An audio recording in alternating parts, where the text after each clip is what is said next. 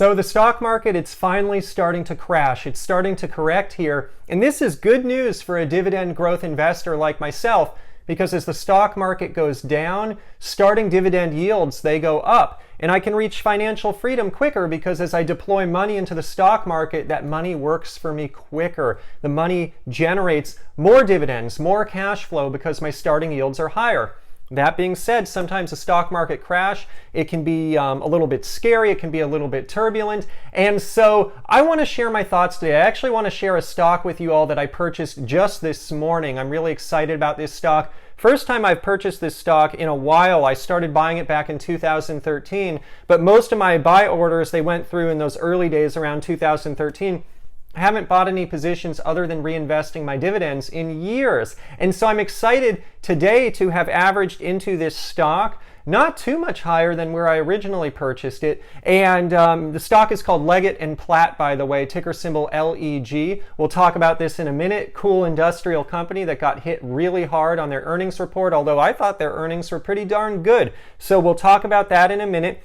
But this video, in addition to Leggett Platt, I want to share my overall framework, overall how I am thinking about turbulent times ahead, the philosophies that are going to guide me as a dividend investor, and the insights that I picked up over the years, because I've been through this before, and it isn't easy the first time that someone goes through it, but oftentimes what isn't easy creates the best rewards in life. So I am personally quite excited about these turbulent times. I hope they continue. Let's get started.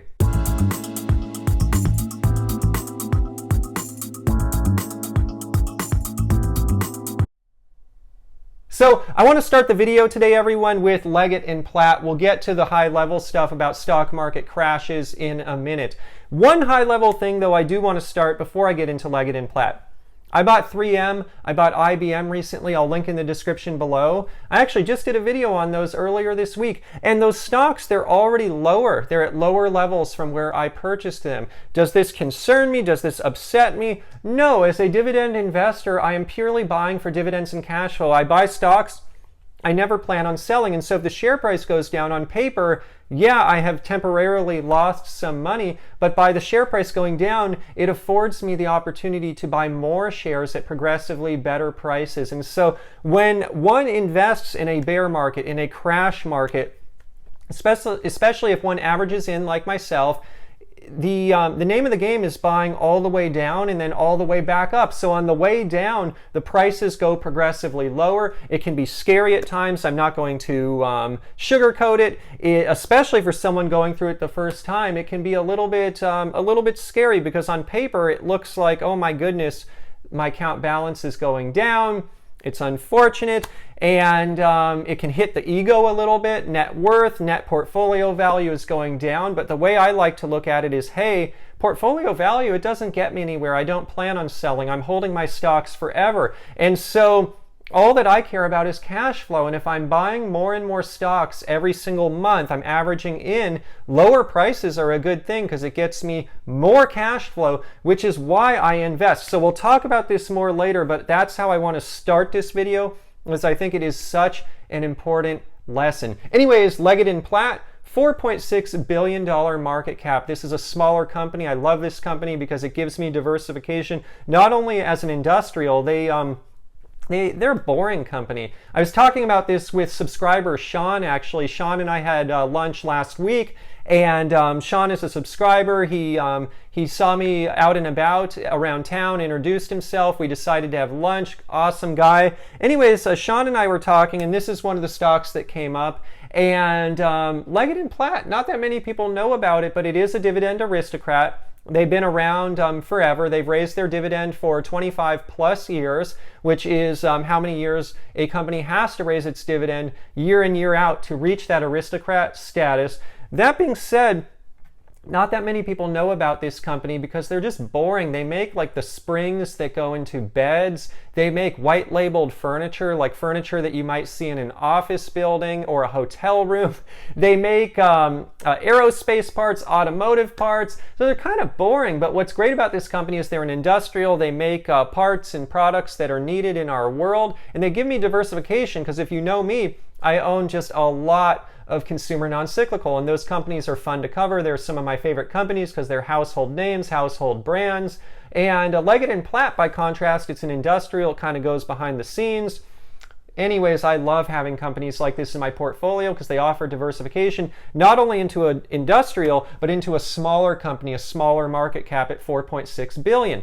Leggett Platt, I first started buying in 2013. I started buying it at $29.43 per share. And so if I take the current dividend per year, which is $1.52, I divided by my original purchase price when I started buying. I made a big lump sum in this one actually at the beginning. $29.43. My yield on cost is a 5.16% after owning it for 5 years. Not bad, not huge, but I'll take it. 5% yield on cost, not bad. And right now it's trading at $35.75. In fact, that's where I bought more shares today, so it's only $5 higher than my original purchase price 5 years ago. It's come down a lot. This thing has fallen over the last year, and it fell, especially today, it fell like 7% in a single day. Talk more about that in a minute. But my starting yield now on the new shares that I'm buying today is a 4.25%. Not a bad starting yield for a world-class dividend aristocrat. The industrials are getting hit hard here. We talked about 3M in the last video. I like that. It's a good opportunity for me to add to the industrials because I am underrepresented in my portfolio in industrials. I want to own more. I want to add to the positions I have in 3M and Leggett Platt. Excited for this opportunity. So why has it fallen so much? Well, it's down 7% in a single day. And it's down, quite frankly, because the earnings, they were not what the analysts were expecting, not what Wall Street was expecting. I think these analysts, I love these analysts. They create all these opportunities. They're my best friend. Anyways, sales, they were up 8% year over year. Earnings 10% year over year. So look, this thing falls 7%, but the sales are up 7% year over year. Earnings 10%. Doesn't quite make sense to me. The only thing bad that I saw in the earnings is they did lower their guidance from the prior range. They lowered the guidance for this year down. They raised it, lowered it to 2.4 to 2.5. So they're gonna earn this year, they're saying in the worst case, $2.40 per share. Okay, I take the current share price of $35.75, I divide by 2.4. Let's just assume the worst. Let's just assume they come in at the lowest end of their range. I don't think they'll come in lower because we're kind of late in the game here. The year's almost over, everyone, and the guidance that companies give this late in the year, I think it's probably pretty close because the year's almost over. Anyways, if they come in at 2.4, I take my $35.75, I divide by 2.4, I get a PE kind of a little bit forward looking because I'm looking at the whole year of 14.89. It's not a deep discount yet, but 14.89 for a world-class dividend aristocrat company trading only $5 more than it was back when I bought it 5 years ago. I'll take it. I mean, I would like to buy if the PE were closer to 10. Surely that would be even better, but 14 for a company growing sales 8%, earnings 10%. Let's do it. I like that. I'm happy with that valuation. So what else about this company? They raised the dividend. Here, when I first started buying in 2013, the dividend was 30 cents per quarter. Now the dividend is 38 cents per quarter. If I take 38, I subtract out 30, I divide by 30. The growth rate is 27%. So in the 5 years I've owned this company, they've raised the dividend by 27%. Not bad. I own some companies, you've probably seen me cover them before, that don't raise the dividend, but those are the exceptions. Most of the companies that I own, most of the companies that I love, they raise the dividend. And I purposefully invest in these companies because I don't need my cash flow right now. I'm not going to retire tomorrow. Maybe I'll start tapping into cash flow soon to pay certain bills. We'll see. But more or less, I'm using all my cash flow, reinvesting it. And I'm looking towards the future. And because I'm looking towards the future, I don't need current yield as much. I need future yield. And the best way I can get future yield, a huge yield on cost, is by buying companies that grow the dividend quickly. And this is one of them. I wouldn't say they're growing it super quickly, but 27% in 5 years, that's a nice dividend growth. I will take it for an industrial company that they have even said in their annual report, hey, we're not in industries that grow very quickly. We're in slow growth industries. We're trying to be the company that grows quickly within those industries, and they've done a great job at that. Love these guys. Anyways, I started looking at their annual report. I don't look at annual reports for my 38 holdings on a regular basis. I only look at them when I really need to, and I needed to because I wanted to potentially buy more stock in this. This is before I made my buy order today. So I'm like, hey, let me take a look at the annual report for 2017. How has it been faring? I haven't really been actively watching it too much the last few years. I've just been letting the dividends reinvest. Anyways, the annual report, the last one was 2017. So I just looked at some quick comparisons. 2017 versus 2012, 5-year period. Sales are up 15%. Earnings are up 27%. Earnings per share up 25%. Dividend is up 24.6%. And debt is up 19%. Cash flow is down 1% over those 5 years. So I look at these numbers, and they didn't put these percentages, by the way, in the annual report. What I had to do is just look at 2017 versus 2012. I took 2017, I subtract out the 2012 number, and then I divide by 2012 to get the growth rate. Anyways, I'm happy with these numbers over the last, not only in the current quarter are they doing well. Yeah, they lowered guidance, but quite frankly, guidance, it's still good. PE is still good. Company seems to be doing fine. Maybe their growth rate slips a little bit. It seems like their margins were suffering just a tiny bit. Maybe they're facing some headwinds because of the higher raw cost of materials that they use in their parts and their products. Whatever. This is an industrial company. It's going to face cyclical times. There's going to be ups and downs. It's not just up and to the right. More or less, current quarter, I like it a lot. And last 5 years, I like it a lot. I mean, look, they grew the sales 15%, earnings 27, EPS 25. The only thing out of this, I'm going to point something out that I don't like. Then I'll go to the debt, actually, which I want to point out too. Cash flow. There's one thing that I want to nitpick that I don't like about this company is the cash flow has been stagnant. Their cash flow has been flat. And so, yeah, it's nice to see a revenue growth. It's nice to see the earnings growth. But ultimately, cash flow is what one can use to pay for stuff, pay for bills, pay dividends. And so cash flows being flat, I'd like to just keep an eye on that. It's actually down 1.3%. I'd like to keep an eye on the cash flow. I'd like to see how it does over time. No company is perfect. If I had to nitpick them, that's one thing that I did notice in the annual report. Now, what I liked, again, going back up, in addition to these growth rates, is the debt. The debt in raw dollars is at a $1.252 billion. That is not an overwhelming amount of debt, in my opinion, especially for a company that's a $4.6 billion market cap. To service that debt, it seems totally manageable, and quite frankly, they're not growing the debt very quickly. The debt only grew by 19%, which is seems reasonable given the growth rate of revenue and earnings. And so I really like that about this company. I feel like they're managing themselves real well. They're keeping a tidy balance sheet, if you will. And so I really like that about Leggett Platt. And so there's a lot to like. And what's happening is, look, the overall market psychology right now, it's just negative. A lot of companies are coming in with earnings reports that, quite frankly, to me look pretty good. The 3M one, for example, they're not that bad. And this one to me looked better than 3M's earnings report. This is pretty positive numbers here, but these companies are just getting punished.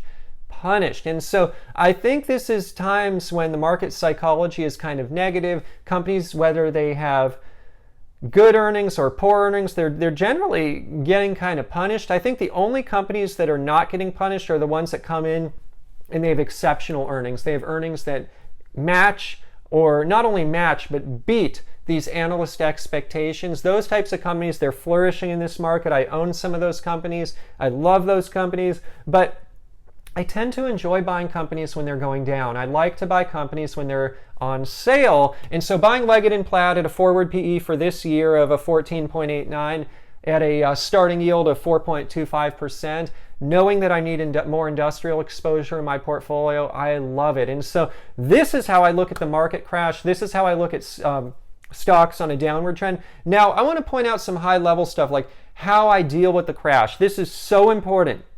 Number one, when I buy it, it will go lower. I talked about this with 3M and IBM. I should have even mentioned that in the last video. I should have known to mention that, mentioning it now. In this kind of market environment, my overall premise going in, when I buy anything, when I buy 3M, IBM, or even Leggett Platt like I bought today, Ian, tomorrow this stock, well, tomorrow is Saturday, but tomorrow, next trading day, Monday, for example, this stock will be trading lower. It will be trading at a lower price. price. And so that psychologically is such an important thing to prepare oneself with. It is so important because knowing that going in, it softens the hit to the ego. Because look, I invest for dividends. I plan to never sell my stocks, but I am not going to kid myself or kid you. From time to time, I look at my portfolio value, and the bigger the portfolio value, the greater my ego. In fact, I actually don't calculate my overall portfolio value that frequently. I look more at my stream of cash flow, but I did just do this exercise. Last weekend, I calculated my portfolio value and I looked at it. And quite frankly, look, portfolio value doesn't matter to me. I don't invest for portfolio value. I invest for dividends. But I saw it and I'm like, hey, Ian, pat on the back. That is a nice portfolio value. It was actually higher than I expected it to be, and it made me feel good. It fed the ego. And so I'm not going to kid myself here. And I think anyone who invests for dividends, I have to imagine everyone is in this same boat. Look, we look at the portfolio value. It's human nature. And so just going in, knowing, look, I'm buying these stocks, and when I buy them, next few days, it will be lower, and it will keep going lower. And look, Ian, this thing, it's trading at 35 now. It may go down to 20. It may go down to 25. You need to be prepared for that, and that's okay because you have the opportunity to buy as it goes down. And so here's the next point. This is good. This is a good thing, as I had already mentioned, because if I like Leggett Platt back in 2013 at $29, I like it now in 2018 at $35. Maybe in early 2019, let's say it's at $20, $25. I should love it at those prices and celebrate those prices as long as the fundamentals more or less hold up. They don't place the dividend at risk. I should love those prices because it gets me to financial freedom quicker, and my portfolio value, it just doesn't matter. It's the cash flow, and my dollars, in other words, can buy more cash flow for me. The dollars that I'm investing now, both new dollars and reinvested dollars, dividend reinvestment, will buy me more cash flow the lower the price goes, and so that's a good thing. And I do not think their dividends at risk. Okay, next one. So it's good. This is really important. Don't buy too much too soon. I need to remind myself of this because when the market starts crashing, the human tendency is, wow, I want to buy more because I bought 3M a few days ago at 190. Now it's at 186, 185. Ian, whoa, that'd be nice to add some more 3M. I almost did it today, but I'm like, you know what? Discipline. I bought some Leggett Platt.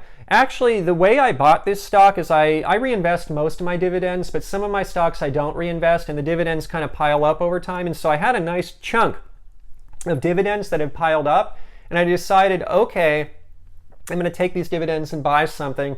I was down to 3 companies. I was down to Leggett Platt, 3M, and Cedar Fair. Decided to go for Leggett Platt just because today's the day that they disappointed the analysts and it was down so much, and wanted some more industrial exposure. And I was tempted by 3M too, but I was thinking, you know what, the starting yield of 3M is a bit lower. I like the starting yield here of the 4.25%, so I'm going to go for some Leggett Platt. But what I did, by contrast, what I did not do is, I've been working so hard this year to save up an emergency fund. And look, my emergency fund, it is not impressive at all, but it is something. And before this year, it was basically nothing. And so I am proud of where I came, and I was even tempted. I'm not going to kid myself. I'm not going to kid you. I was thinking just this morning, Ian, can you borrow a little money? Borrow a little money from your emergency fund.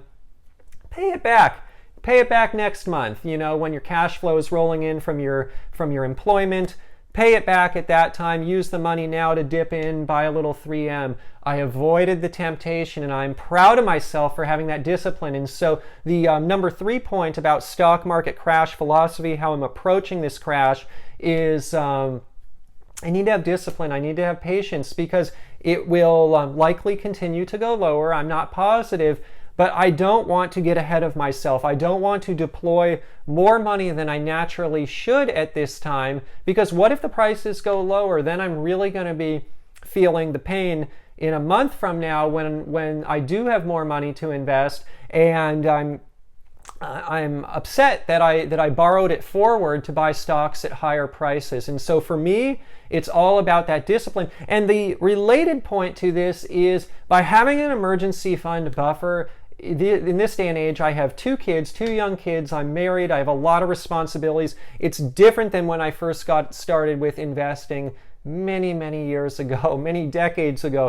In the early days, or even not so early days, many of my days, I didn't have an emergency fund because I went all in, I went all aggressive. It made sense for me, especially around the Great Recession times when stocks were just on sale. But times have changed. Not only am I married, we have 2 beautiful kids, and I have a lot of responsibility. And so for me to sleep at night, if I kind of tap into the emergency fund, I tap into the funds, I don't have the discipline, it will just make me a little bit more uneasy in terms of sleeping at night. It won't really scare me too much, but I don't need it. I just don't need it. And so that's where I'm at in 2018. So what else?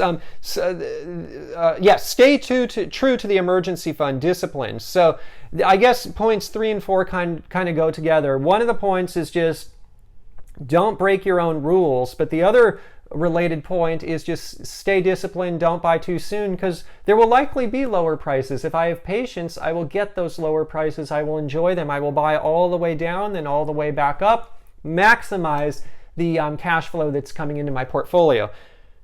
What else? So this is really important. Measure dividend income, not portfolio value. Boy, I'll tell you, this whole crash, it may be my fault. This seems to happen every time I actually sit down.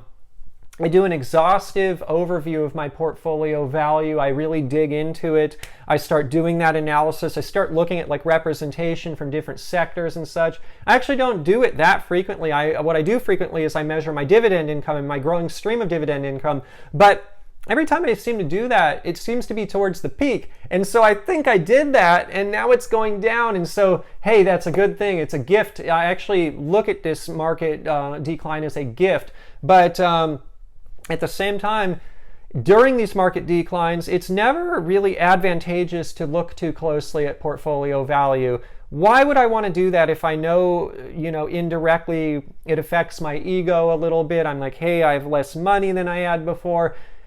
If I do that, what's the point? It's just discouraging. And so a reminder to myself during this crash, during a downward trend, is just to look at the dividend income stream. That's why I'm investing after all. That's why I'm doing it. So last one is just don't get too drawn in. So this is really important. I did a video, I'll link in the description below. I forget the exact title of it. It was a really interesting one. It was kind of about not getting too involved with dividend investing, because it's easy to get too drawn in. And when one gets too drawn in, too focused on it, it becomes too big of a component of one's life. And what this means is then it becomes tempting. Should I take my emergency fund, buy more? Should I avoid some of my principles, go all in? Should I ignore logic and just move too quickly? It's important in life to have balance. And during these times when there's a lot of stock market volatility, dividend investors in particular, but I think all investors get a little too into it. They get spend too much time on it. And so what I want to remind myself, remind others out there, take a breath of fresh air, get outside, exercise, spend time with the family, spend time on your job, on your hobbies, all that good stuff, because look, as much as I love dividend investing, that is not everything. And having that balance in one's life, it's really important because it allows one to stay in the game. For this stuff to work, I need to be in this game for a really long time. I've been investing for over 20 years. Bulk of my portfolio has been built in the last 10 years. And I have a long way to go, quite frankly. I live in the really expensive Bay Area. We have a lot of expenses. And so for full financial freedom, I got a way to go. Partial financial freedom, if I wanted to, I could start enjoying it now, but I don't want to. I want to let my money compound. And I'm at a stage in my life where everything's working really well, really excited about my job and family, and everything's just going fine. So I don't need to tap into the dividends quite yet. So I got time on my hands. But for this game to work, for the dividend strategy to work, I need to be in this for a long time. And so if I get too focused in the short run, I get too tied up in portfolio value, I get too tied up in what should I do today because the stocks are dropping, should I buy, should I not buy? I need to take a step back and not focus too much on the micro stuff. I need to focus on the macro stuff as well. And so during times like this, maybe it makes sense not even to look at the share prices every day, because if I look at the share prices, and today it was Leggett Platt, but tomorrow, let's say I'm looking and it's something different. Let's say another one of my holdings, bam, bad earnings, bad, quote unquote, according to analysts, great opportunity, want to buy more. Well, you know what? Maybe I'd be tempted to buy more with income that I'm not going to have for till the next month. And the reason for that is I've used up all my investing dollars this month in IBM, 3M, and Leggett Platt so far, and actually some PepsiCo as well that I mentioned in my last video. So I've used it up. So if I'm looking so closely, I may be very tempted to buy more. But anyways, I would be curious. I would be curious what your strategy is. If you have a strategy around the crash, what you think about Leggett Platt industrials. I love these industrials. They're on sale right now. And I want to share with you guys what Thug Life Ian does when times get really volatile. When things get really volatile, I need to get my mind a little bit off the stock market. I like to clean, actually. I like to keep a really clean house. Just like my portfolio, I keep my portfolio really clean, tidy, pristine. I like my workspace clean, my house clean. And so I'm going to give you guys a fun story here, actually. This is related to dividend investing, being frugal. This is my Dyson vacuum. This is the V6 one. I have the big extension, and it has the vacuum attachments to do the floor as well. This thing actually failed. The battery broke. And so I was researching, like, how do I replace this battery? They had one on Amazon that we almost bought, but the problem with that battery is it wasn't OEM, it wasn't from the manufacturer, and also it was a little bigger, people were writing in the reviews, than this one, and so it didn't fit quite right. And I'm like, battery doesn't fit quite right. Electronics, heavy duty battery, that kind of worries me. Could that be a risk? And so anyways, took the time to call Dyson, and I've had this vacuum for a while, and what was great is they sent me a new battery for free under the warranty, and I've had this thing for a while. And so the takeaway is sometimes when you are you have a problem or you have something that needs to be fixed, don't forget to call the manufacturer and see where that will get you, because this is good $50-$60 worth of battery that was replaced for free under the warranty, and now I have that money. I didn't waste the money, and I have OEM directly from Dyson. And so anyways, that is a positive way to save money and get my clean back on exactly at the time, quite frankly, that it makes sense during some of this market volatility. Don't need to be looking at the stock prices every minute. Well, let's focus on other productive activities as well, like cleaning the house, so I don't have to hire someone to clean the house. I can save that money. I know when I clean the house myself, it gets done better. It gets done with not only a better job of cleaning, but less disruption, less damage, actually no damage, because I'm very careful. So there's a lot of benefits to this, and it's kind of exercise too when you're going around doing all that stuff. And so anyways, that's how Thug Life approaches some of this stuff as well. All right, everyone, so I want to close out today with another thought. There may be no crash here at all. That's the other thing. I just don't know. I certainly think this bull market has run its course. It has run for a long time, and stocks are at very lofty valuations. And so my gut instinct tells me that we're probably headed for a crash or correction. It seems to be starting. Maybe it's not, but at some point in the next few years, it's going to happen sooner or later. And so that's why I wanted to share this video today. But before I leave today, please share your thoughts. I'd love to hear what you think about the industrials, about Leggett Platt. Do you like that one as much as I do? About just philosophy around market corrections. Would love to hear it. Thank you for hanging in there. Before I leave today, a full disclosure. In terms of full disclosure, I am long. I own the stocks mentioned today. I own shares in Leggett Platt, ticker symbol LEG, 3M, ticker symbol MMM, IBM, ticker symbol IBM, PepsiCo, ticker symbol PEP, and Cedar Fair, ticker symbol FUN. I own those stocks in my personal stock portfolio. Also, before I leave today, a friendly disclaimer. I'm not a licensed investment advisor. Today's video is not investment advice. This video is just for your fun and entertainment. If you're going to go out and invest in the stock market or anywhere else, please consult a licensed financial advisor first. Literally just sharing my journey here on YouTube for fun and entertainment. And these disclaimers, by the way, I think they're really important because, look, if I'm right and the markets, this crash might continue, there's going to be a lot of volatility ahead. It's possible to quote unquote lose money on paper.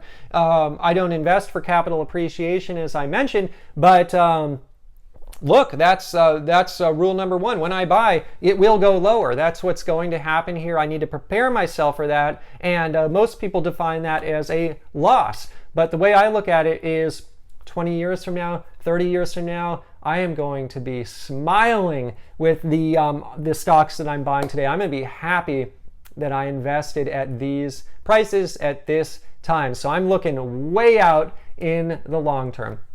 Anyways, thank you everyone for the support. If you enjoyed the video, please give me a thumbs up, a like, a subscription, a comment. All of that means the world to me. It's the greatest way you can thank me. We are 15,000 dividend investors strong and growing. I want to see how quickly we can get to 20,000 to 25,000. I think I have a surprise for you guys around that time. You're going to like it. So anyways, I will see you all in the next dividend investing video.